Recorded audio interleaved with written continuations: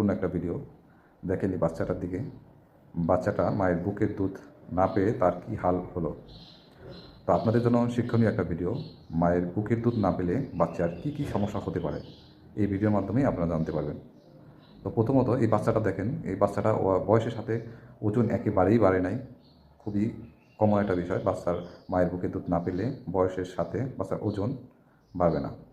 2 number যে সমস্যাটা, এই বাচ্চাটার স্কিনটা দেখেন একদম বৃদ্ধ মানুষের মতো হয়ে গেছে, পাতলা। এটা একটা সমস্যা কমন। 3 নাম্বার সমস্যাটা দেখেন, বাচ্চাটা সারা দিনে 2 বার সর্বোচ্চ 3 বার প্রস্রাব করে। 4 নাম্বার সমস্যাটা হচ্ছে শিশুটার আরও বিভিন্ন রোগে আক্রান্ত আছে।